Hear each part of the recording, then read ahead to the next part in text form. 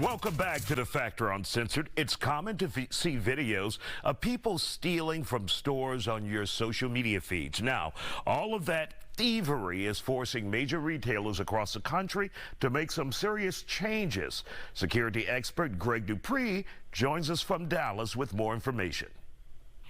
What's happening there with these stores? Well, I think what's happening, thanks for having me again, Isaiah.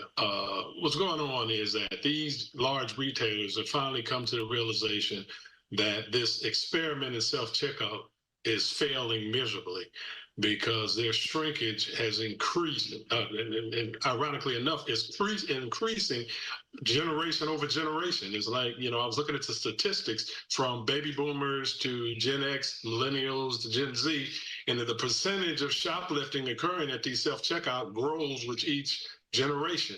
Mm-hmm. So, they probably implemented this plan in the first place as a cost-cutting maneuver to cut down on the number of employees they had in the stores. And I mean, they're not the only stores that are doing this, but they're the first stores to say they're cutting back on this program.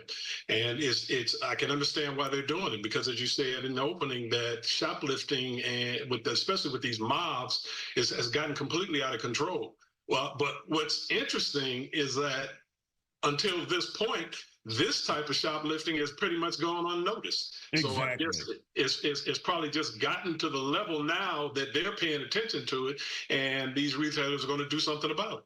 And many times people tend to, and how's it done? They use some type of barcode or a different code to swipe something that may be more expensive. How does it work exactly? Well, there are a number of ways. Sometimes they'll scan one item, and while they're scanning one item, they'll place another. They'll put a second item in their other hand, slide it beneath the cash register, the scanner, and throw it in the bag without the scanner recognizing, because it's scanning the initial item that they have in the other hand. Then they have these barcodes that shows a lower price for an item, and while they're scanning that item, they're doing the same thing, putting another item in the bag. They just continue to scan these lower price items. They're paying, but they're paying a lot less than they're supposed to. But for some reason, Greg, I thought these machines were also based on weight and what you put in on the scale or in your bags, and it also jived the barcode of the price with the weight of that product. Am I wrong with that? Yeah, not all stores and machines do that.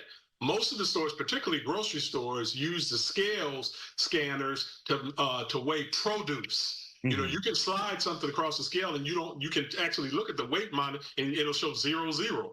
But you put some fruit up there. Once you scan that code, they say, okay, you just bought a bunch of bananas.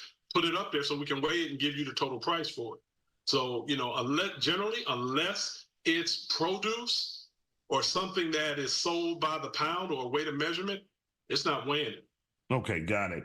And we're looking at right now, I think it's Dollar General, Target, and Walmart. They're not all ready to say, let's just get rid of self-checkout.